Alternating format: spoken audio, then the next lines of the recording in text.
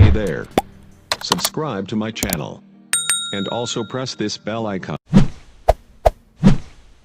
तो फ्रेंड्स, स्वागत करता हूं आपके यूट्यूब चैनल्स पे। और आज मैं आपको डीडी फ्री डिश की पावर सप्लाई के बारे में बताऊंगा कि कौन सी पावर सप्लाई कौन सी है। मेरे पास जो पावर सप्लाई हैं सभी टाइप्स की हैं, तो मैं एक एक करके सबको रख रहा हूं और उसके बारे में बताऊंगा कि कौन सी कंपनी की है और उसमें क्या फॉल्ट है और उसको कैसे आप बना सकते हैं। तो मेरे पास आप जैसे देख सकते हैं कि टोटल जो पावर सप्लाई है तो आपके सामने रखी हुई है 4, 2, 6 पावर सप्लाई है और ये सब अलग अलग कंपनियों की पावर सप्लाई है। आप इसमें देख सकते हैं कि कुछ कंपनियां जो है तो एक ही है और कुछ कंपनियां अलग हैं, और इसमें क्या फॉल्ट है और इसमें क्या समस्या है वो भी मैं आपको बताऊंगा।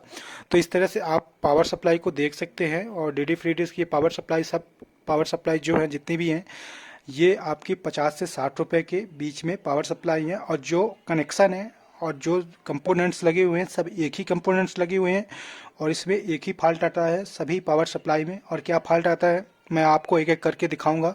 और ये पावर सप्लाई जो है तो टोटल सभी खराब पावर सप्लाई हैं, कोई भी वर्क नहीं कर रहा है पूरी तरह से। तो मेरे पास मल्टीमीटर भी रहेगा तो और चेक करके भी मैं बताऊंगा कि इसमें क्या फॉल्ट आया हुआ है और क्या है। तो सबसे पहले मैं इस पावर सप्लाई को, लास्ट वाली पावर सप्लाई है तो इसको मैं उठाता हूँ और इसमें मैं आपको बताता हूँ कि इसमें क्या फॉल्ट आया हुआ है।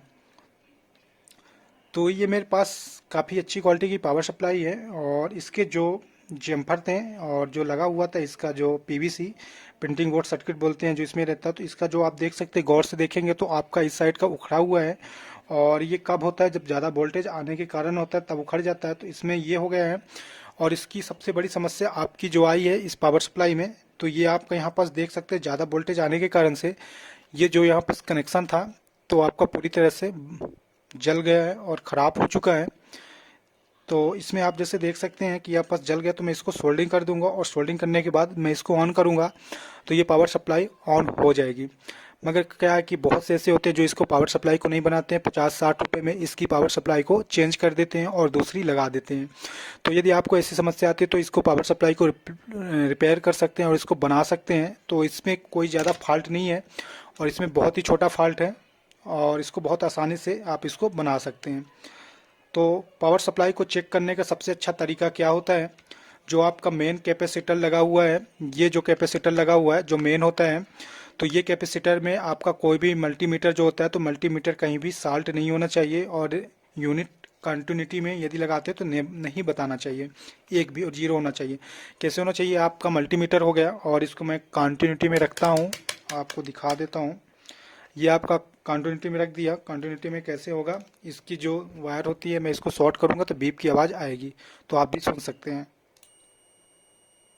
तो इस तरह से बीप आएगी। तो जब भी आपकी यदि पावर सप्लाई ख़राब है तो पावर सप्लाई को आप कैसे चेक कर सकते हैं आसान तरीके से, और उसको आप देख सकते हैं। तो सबसे पहले जो आपका कैपेसिटर लगा हुआ मेन जंक्शन पे, तो आपको यहाँ पर रखेंगे तो हल्की सी बीप की आवाज़ आएगी और इसमें कुछ यूनिट करके बताने लगेगी।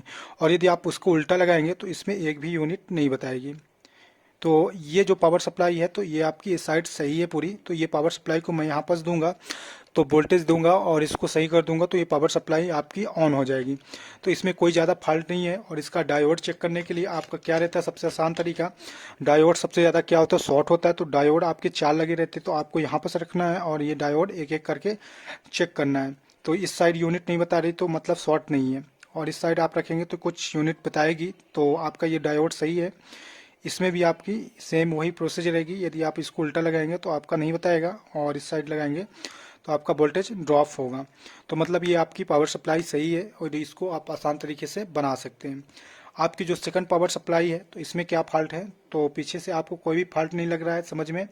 तो इसका जो मेन कैपेसिटर था तो मेन कैपेसिटर इसका उड़ा हुआ है, तो ये मेन कैपेसिटर इसको चेंज करेंगे तो ये भी पावर सप्लाई ऑन हो जाएगी। ये भी आपको 50 से 60 रुपये में मार्केट में उपलब्ध हो जाती है।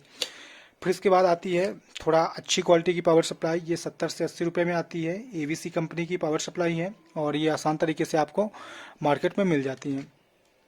तो इस पावर सप्लाई की समस्या क्या है मैं आपको बता रहा हूँ। तो इसका जो है तो इसके जो डायोड होंगे तो डायोड ज़्यादा से ज़्यादा शॉर्ट हुए होंगे। तो सबसे पहले आपको यूनिट यहाँ पर चेक करनी है। तो यूनिट आपको यहाँ पर बता रहा है और यदि आप उल्टा लगा रहे हैं तो भी यूनिट बता रहा है, मतलब ये आपकी यहाँ तक इस साइड की पावर सप्लाई सही है।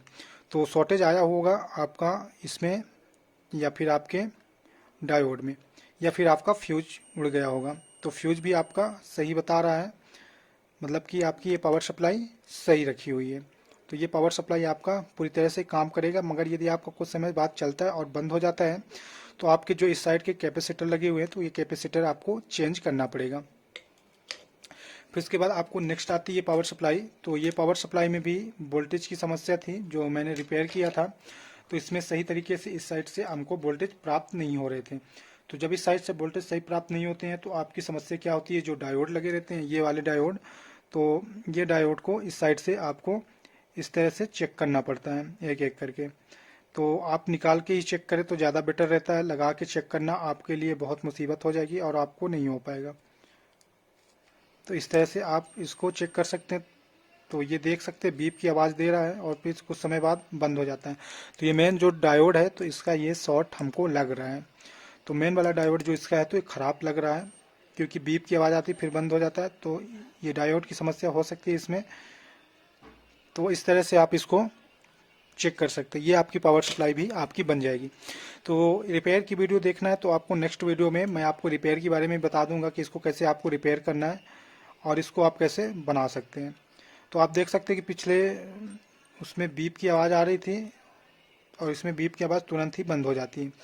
तो इसकी क्या समस्या है, इसकी भी समस्या मैं आप बता देता हूँ। तो इसकी फ्यूज़ सही है और मेन जो जंक्शन होता है तो यहाँ पर चेक कर लिया जाता है कि सही है कि नहीं। और इसके बाद जो फॉल्ट होता है तो डायोड में ही फॉल्ट होता है। तो ये आप देख सकते हैं कि इसके जो डायोड है तो डायोड में ही इसके डायोड तो सही बता रहा है। तो इसके एक डायोड ये भी सही है और इसमें भी कोई ज़्यादा समस्या नहीं। इस पावर सप्लाई में कोई कंपोनेंट्स ख़राब होगा, एक एक करके चेक करना पड़ेगा, या फिर इसका मेन कैपेसिटर जो होगा तो ये ख़राब हो गया होगा। बाकी पावर सप्लाई में वोल्टेज आते होंगे बट वोल्टेज ड्रॉप होते होंगे। अब बची है लास्ट पावर सप्लाई। ये भी नई पावर सप्लाई ही है और इसमें भी समस्या यही थी कि इसमें जो था तो सही नहीं चल रहा था और सिग्नल्स जो है तो नो सिग्नल हो जाते थे। तो ये भी एक नई पावर सप्लाई है तो इसमें भी समस्या यही है। तो इसमें क्या है कि जो लोकल पावर सप्लाई होती है तो इसमें ही समस्या ये आती है फ्यूज का सबसे ज़्यादा। तो इसका फ्यूज सही है और सबसे मेन होता है डायोड वगैरह चेक करने के लिए, तो डायोड वगैरह ही इसके फॉल्ट होते हैं। तो इस तरह से आप पावर सप्लाई को देख सकते हैं और घर पे ही रिपेयर कर सकते हैं। तो फ्रेंड्स वीडियो आपको कैसी लगी, कुछ समझ में आया तो वीडियो को कमेंट में ज़रूर बताइएगा। यदि कोई समस्या आ रही है तो हमको कमेंट बॉक्स में आप पूछ सकते हैं, मैं आपको रिप्लाई दे दूँगा। और मैं आपको नेक्स्ट वीडियो में पावर सप्लाई को कैसे चलती पावर सप्लाई में आप कैसे उसको सही बना सकते हैं और उसको कैसे सही कर सकते हैं तो उसके बारे में आपको पूरा डिटेल्स में बताऊंगा। तो आज के लिए बस इतना ही। तो वीडियो देखने के सभी मित्रों का मेरा बहुत बहुत धन्यवाद और नमस्कार। यदि वीडियो आपको अच्छी लगती है तो वीडियो को लाइक करना ना भूलना। तो नमस्कार।